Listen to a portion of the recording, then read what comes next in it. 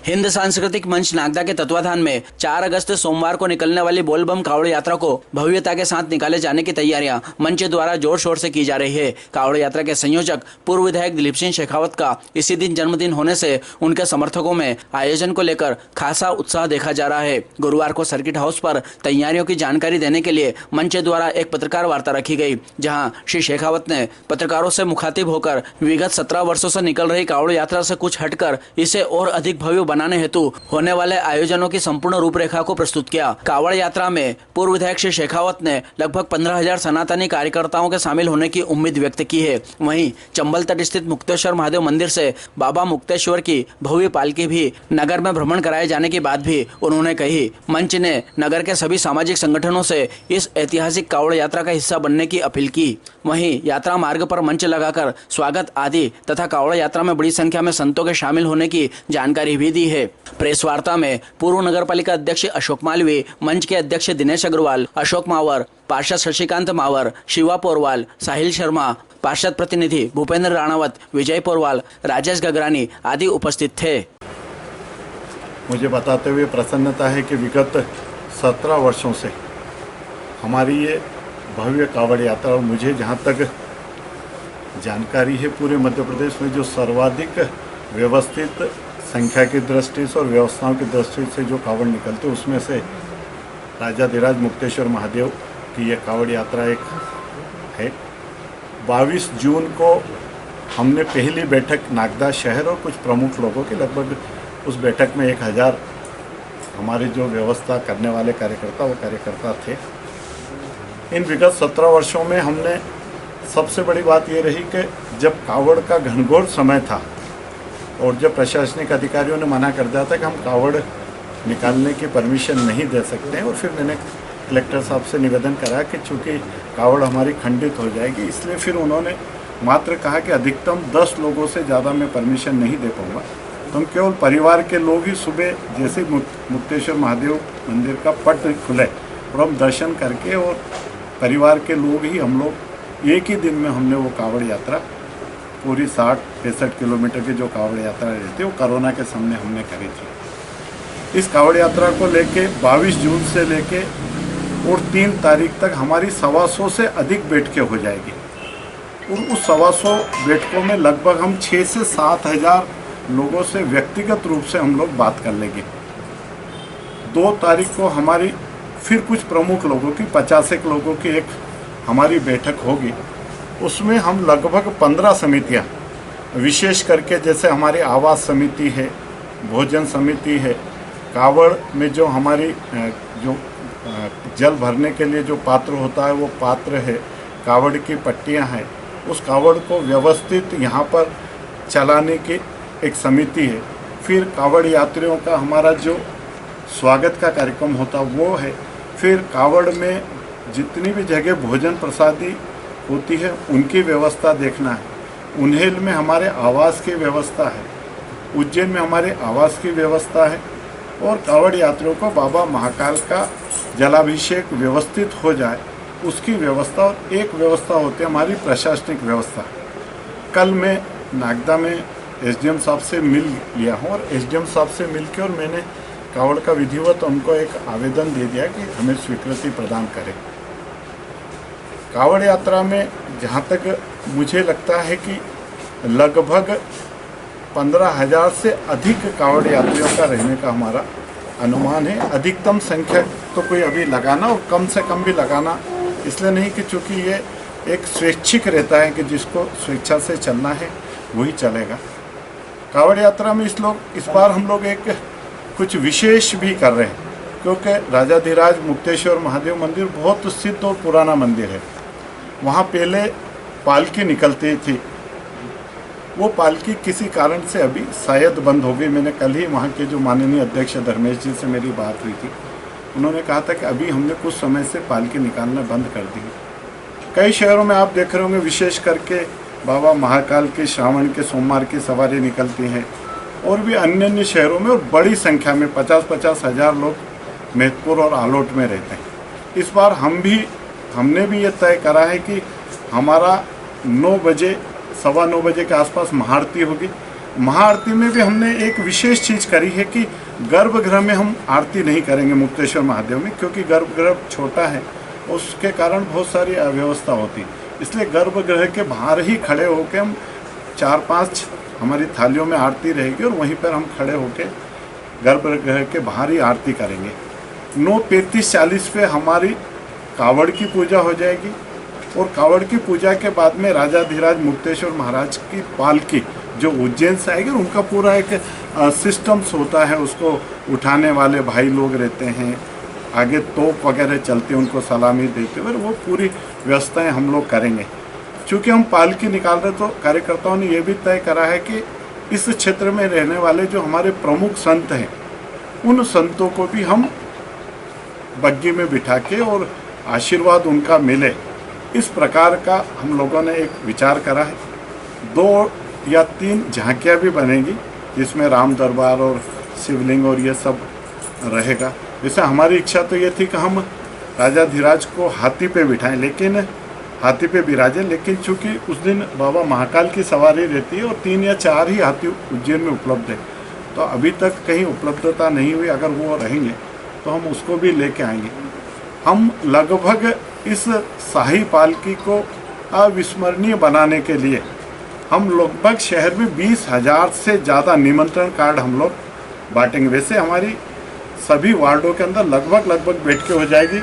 प्रत्येक गांव में भी हमारी बैठकें कार्यकर्ताओं के द्वारा हो जाएगी 3 तारीख तक।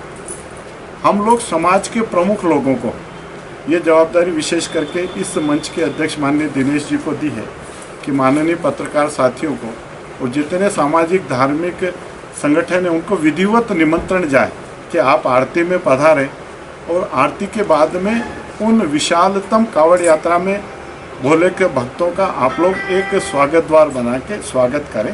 और मुझे लगता है कि लगभग पिछली बार भी जो मीडिया के मित्रों ने कहा था 100 से अधिक मंच हमारे पिछली बार भी बने थे, और मुझे लगता है कि इस बार भी 100 से अधिक हमारे मंच रहेंगे।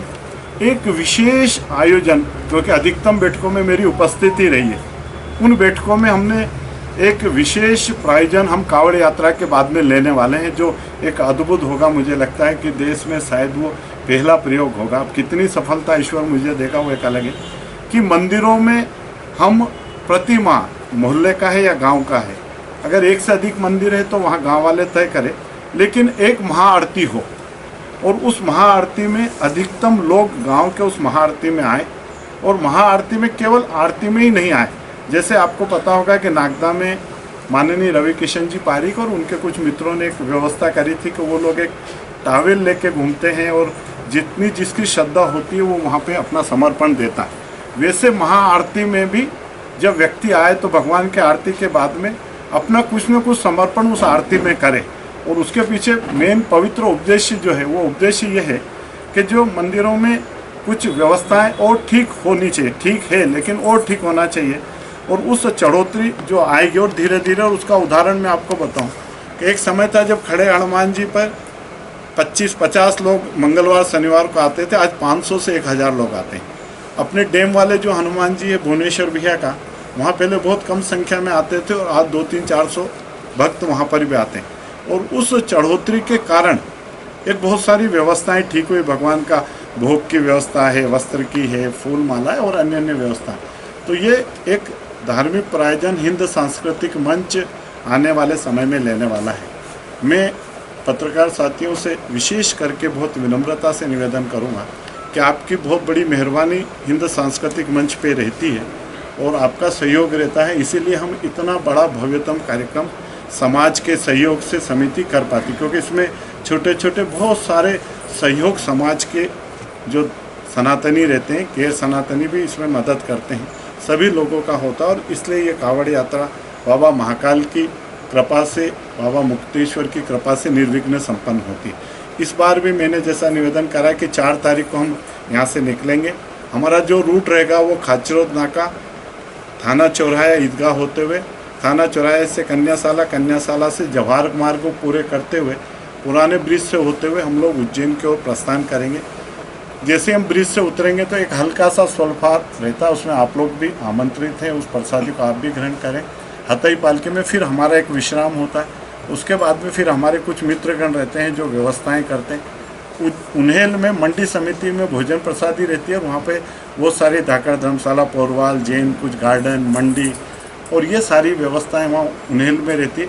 उन्हेल के बाद में रुईगढ़ा में हम कुछ समय के लिए विश्राम देते हैं, फिर सोडंग हनुमान जी मंदिर और फिर राजा महाकाल का अभिषेक होता है और दसोड़ा धर्मशाला में फिर हमारे सभी भक्तों का भोजन प्रसादी होती है और फिर अपने अपने गंतव्य का हम प्रस्थान करते हैं। मैं फिर एक बार आप पत्रकार साथियों से निवेदन करूंगा कि आप होने वाली महाआरती में अवश्य अतिथि के रूप में पधारें। और एक विनती और करूंगा कि क्योंकि ये भी लोकतंत्र का एक बहुत बड़ा स्तंभ है पत्रकार साथी, तो मुझे प्रसन्नता होगी कि पत्रकार साथियों का भी अगर एक मंच बनेगा और उस मंच पे अगर कांवड़ यात्रियों का स्वागत होगा तो मुझे लगता है कि इस कार्यक्रम की और भव्यता और गरिमा होगी। आप सब लोगों का मैं एक बार फिर स्वागत और अभिनंदन करता हूँ। पालकी एक्चुअली अभी चूँकि हम लोग तो यहाँ से उज्जैन के लिए प्रस्थान कर देते हैं, अब हमारी इच्छा तो यही है कि हम उसको खड़े हनुमान जी तक ला के और वापस फिर मुक्तेश्वर पे आरती करके भगवान को विश्राम दे दें।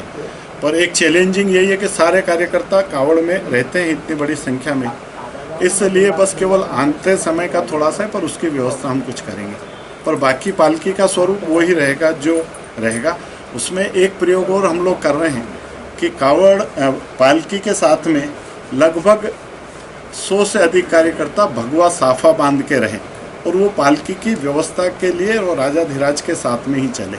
अब कितना क्या ईश्वर करता है। पूरा शहर तो भ्रमण करेगी ना पालकी? पालकी करेगी, पूरा शहर भ्रमण करेगी। इस बार प्रशासन से कोई मदद मांगी? पिछली बार देखने में आया था कि प्रशासन कहीं सहयोग नहीं, वैसे कल मेरी एसडीएम साहब से बात हो गई थी।